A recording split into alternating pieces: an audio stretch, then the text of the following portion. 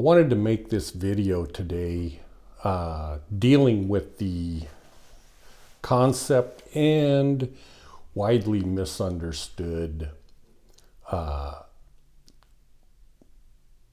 non-duality issue when it comes to spirituality. And I think what I'd like to, first I'd like to talk about an issue that I have with commenters on some of the videos that I produce. And what happens is I get people that are obviously fairly new in their studies and in their spiritual journey. And I'll say things and elucidate certain things about whatever religion, be it about Jesus or the teachings and this and that. And they fiercely come out in defense of their beliefs, of what they've been told.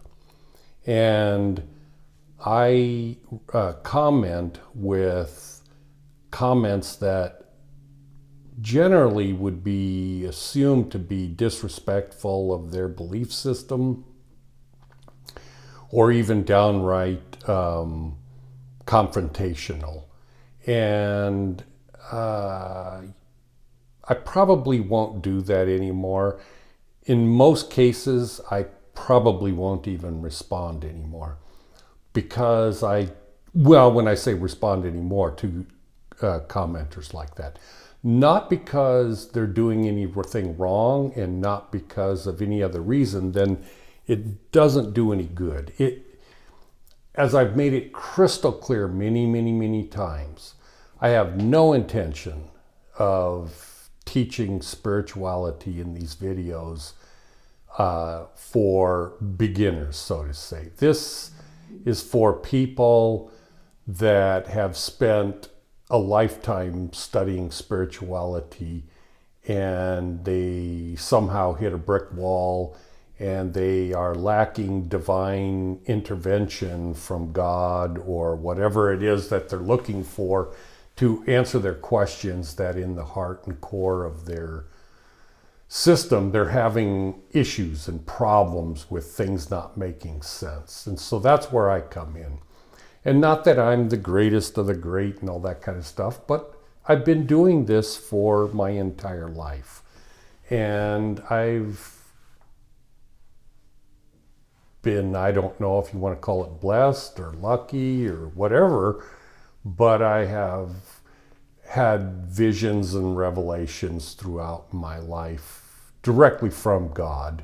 Not Jesus, not some other deity, but God, Brahma. Well, maybe from others too, but definitely from God. Just like Krishna or Jesus or anybody else, that's how I got it. And I think the reason is because my whole life I've had an attitude and an inquisitive attitude of, well, if you can speak to Jesus and teach him, sure, he he was a special individual that had a certain calling to perform in his lifetime. And so he was, a different character. But in my attitude, my theory, it's like, okay, so what? If he could raise the dead, why can't I? If all these things are real and they could happen, then why not me? And that was my attitude my entire life. And those are in my prayers my entire life.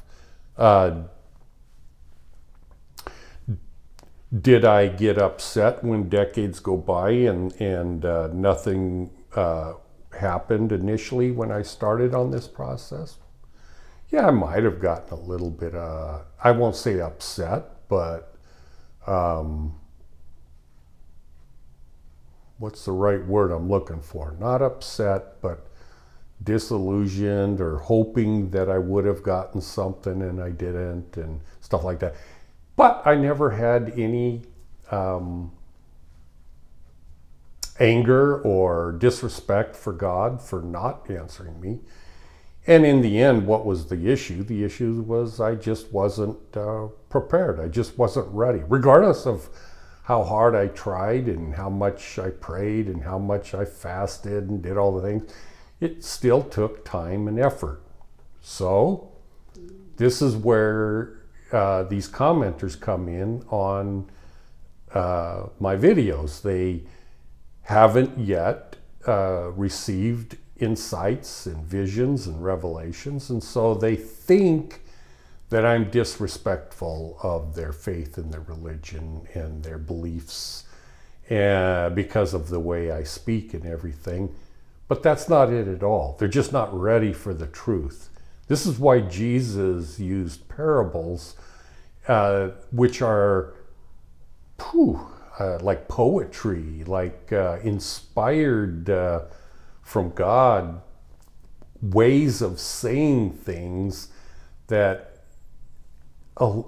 helps people in every level of their spiritual understanding to maybe reach one rung higher than where they are already, regardless of where they're at on the spiritual path. And I'm not that good. So I'm speaking to the highest level of understanding that has ever in recorded history occurred. Well, certainly in the last 10,000 years. That's where I'm teaching.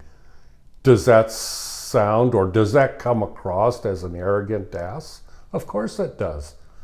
But I don't care. I'm just speaking the truth as it has been given to me. And that's just the way it is. If you don't like it, oh well, there's plenty of other people out there you can learn from. So, now, getting back to the non-duality issue. At least you know where I'm coming from with the non-duality issue. I'm coming from the highest understanding. You know, there's a Zen saying, I'll screw it all up, but I'll do the best I can, that goes something like this. In the beginning, on the spiritual path, that rivers were rivers and valleys were valleys. And then rivers were not rivers and valleys were not valleys. And then again, after enlightenment, rivers again were rivers and valleys again were valleys. So in the middle, where rivers were not rivers and valleys were not valleys, this is where the non-duality people are. And you know as well as I do that it's obvious to even the people that profoundly teach non-duality. They're not going to admit it to me or anyone else, but they have to admit it to themselves. They're stuck.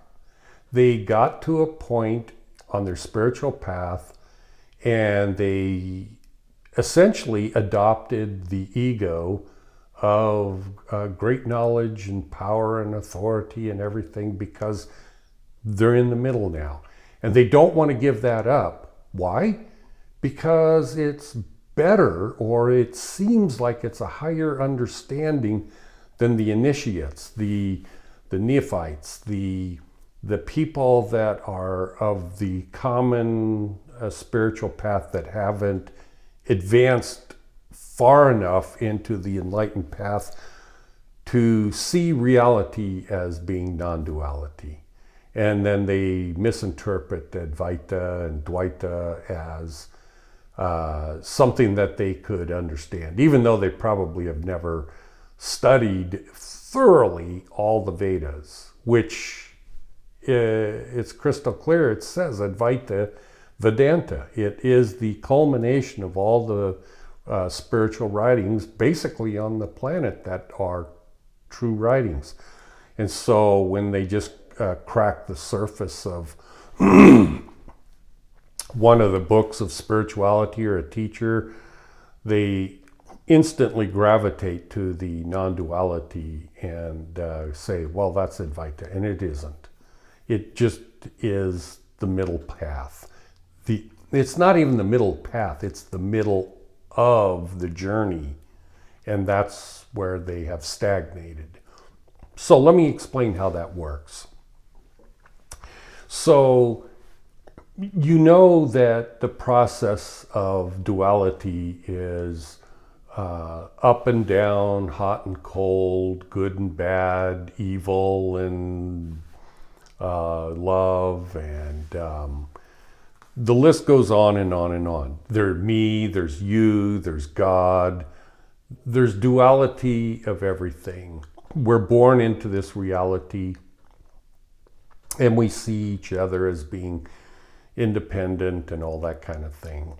And so that is the common understanding of everyone that hasn't learned the deeper truths of spirituality. And so then those that have gotten to the middle of the journey try to teach everyone, no, you're just in the beginning. You haven't understood yet. Duality is not true. You are one with everything. Everything is one. How does that come about? How does a person get to that point and think that they are enlightened? Well, let me explain quickly. Everything, now they think, let me explain it the way they explain it. They explain it as non-duality is, since everything is a derivative or coming from Brahman, and then in or of Brahman is one. Everything is one. And so you are God, just like God is God and God is me. And Jesus said, I and the Father are one. And, you know, there's so many things to support that. From an enlightened standpoint, when a person becomes in the beginning stages, they will realize that, not just understand it from reading, but they will have experiential evidence to support it that can't be shared with anyone else, but it is of their own understanding and experience that everything is one from Brahman. First off, it isn't from Brahman. Yes, those are words that are written in ancient Hindu texts in the Vedas. Yes, it's written, but they don't have the foggiest clue what Brahman is. They don't understand the nature of Brahman. They can't. It's impossible. Let me explain why. Because Brahma, the God that Jesus prayed to, is the creator of everything in existence. And so, since everyone in existence is part of Brahma, the creator, and when I say part, it's because we exist in the reality that Brahma created. And so it could be easily construed that we are God, since there isn't any aspect of us in reality that isn't God. Our awareness, our mind, our thoughts, everything about us is God. But that doesn't mean from the perspective or aspect of Brahman that we are Brahman. It's not the same thing. Because what happens is we are invited, and I've taught this before, but we are invited into the reality that Brahma has created. And so when we find ourselves here, there is no way to escape here to get back to Brahman. When I say get back to, it always sounds like time and space is required to get back to, as if we ever left. So that's an inaccurate saying, so don't hold me on that. It's just that it's not possible to use words to define the true reality of where we stand within Brahma. But we are in or an aspect or a creation, not our essence, but everything else is a creation of Brahma. And Brahma has not given us the permission to access Brahman. There's only one way to understand anything from Brahman, and that is to gain that knowledge directly from Brahma, directly from the God that Jesus prayed to.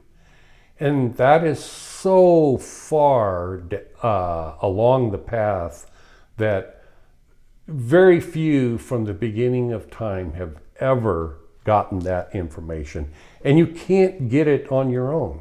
You can't, it's like that's the problem with Shiva or Satan. These individuals assume that they can bypass Brahma, that they can somehow, with arrogance or whatever, think that they're so great that they can bypass Brahma to gain the knowledge that is outside of Brahma. It can't be done. It's not possible. And this is why they come back to non-duality, and this is why the frustration from Shiva and all and the assumptions and all those sorts of things. As I think about it right now, I'm confusing the hell out of everyone probably, and I don't know how else to put it. I'm sorry. So anyways, so what's the next step? Rivers are not rivers, valleys are not valleys. Non-duality outlook. The only way to go beyond that, on that path, is to gain access to the beyond that path through Brahma. You're not going to gain access until you have satisfied the learning, the training, the enlightenment. For instance, Buddha never understood the concept of Dvaita correctly. When I say never, it appears that when you read the Lotus Sutra, which, by the way, if you do read it, it is nothing more than a confusing mass of gobbledygook to anyone that reads it. But if you have the spirit of Brahma with you and you ask for the spirit of knowledge and understanding when you read it, you will be able to gain a modicum of understanding that when he wrote the Lotus Sutra, when I say wrote, I don't think he wrote it. Somebody else wrote what he taught. But anyways, nevertheless,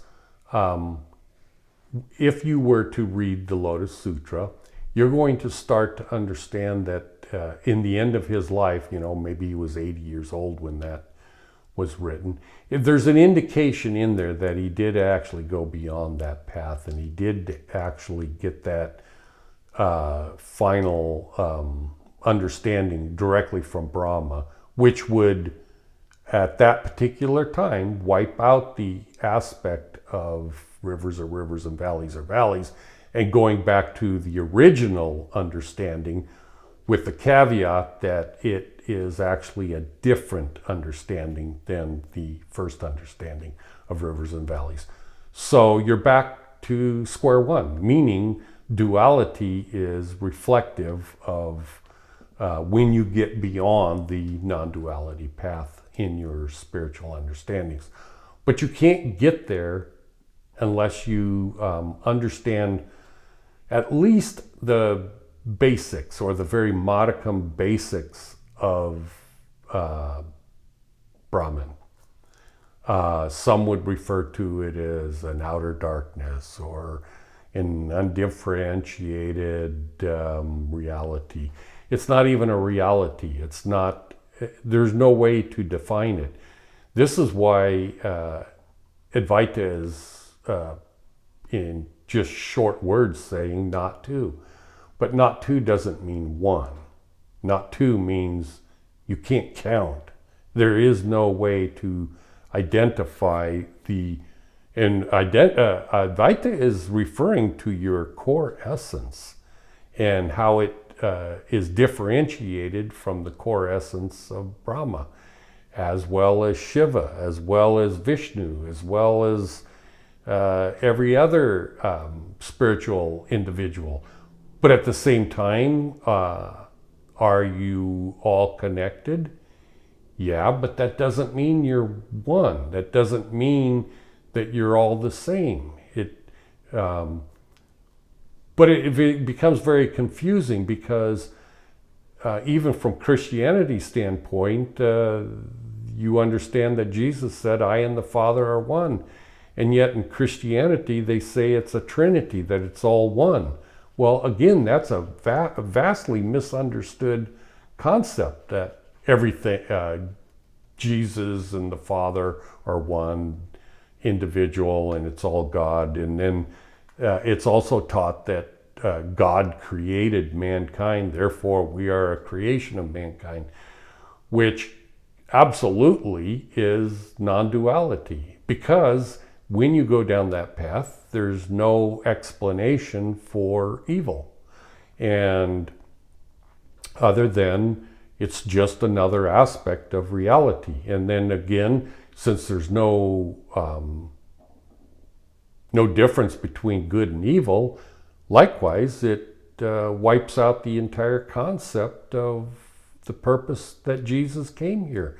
He didn't come here to just simply teach the gospel in a different way. He came here to do what is known as the atonement for our sins.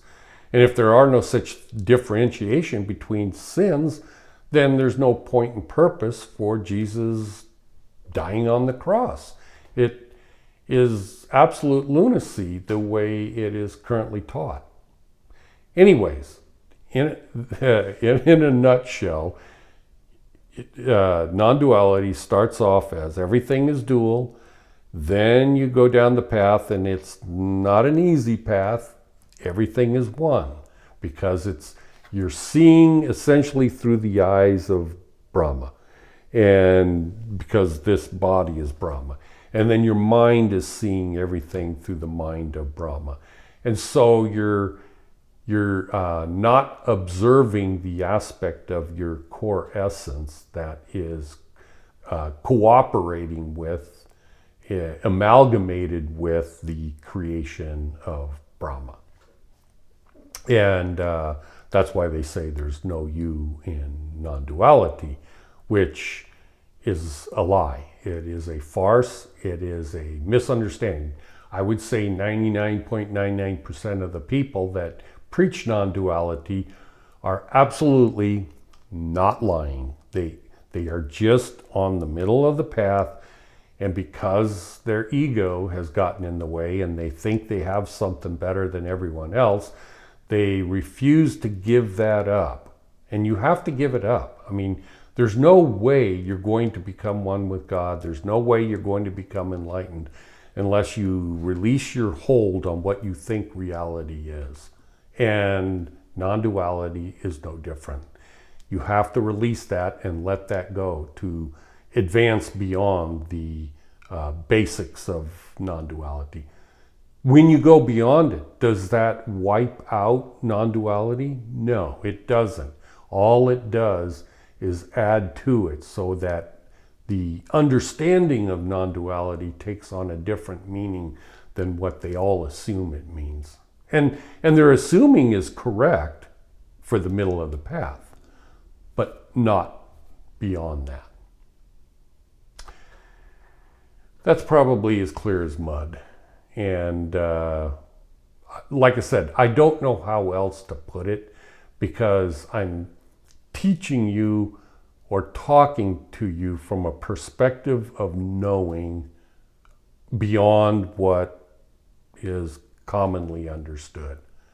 And again, I absolutely understand that it comes across as being so freaking arrogant that it's like, well, why would you listen to that guy? He's so arrogant. I understand that. There's simply no other way that I can see to teach that. And I even wonder sometimes if the reason it comes across as arrogance is because we have been taught from our birth that denotes arrogance, when in fact it isn't arrogant in the least degree. It's just that in this evil realm, reality that is headed by Shiva, when you are told the truth or trying to be taught the truth that is different from what we have, well, let's label that as arrogance, so that it helps everyone, not helps, hinders everyone from going beyond the ignorance of non-duality, or the ignorance that we are beset in this particular reality. All right, I think I've talked enough on this particular subject, and who knows what I'll talk about next week.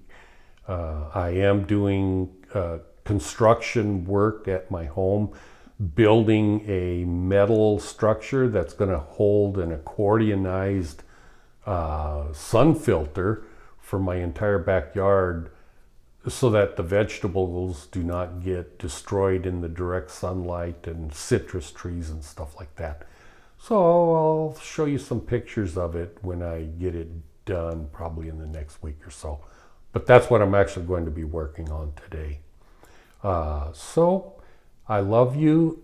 I really honestly do pray that God blesses you in your endeavors to seek further light and knowledge, because since we are all individuals, every one of you is going to learn and understand reality a little differently than I do. Even when you become enlightened, and maybe you have communication through visions and revelations and that sort of thing with Brahma, and maybe you have a direct connection to Christ, or who knows, the Krishna as you might see it.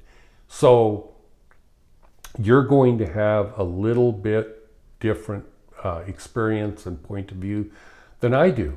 And so I will learn from you what you have, because that's the way it works. So I love you, and I will be talking to you next week, hopefully. And until then, I hope you have a good day, good evening, and that you're treated well in life. Thank you for watching. Bye.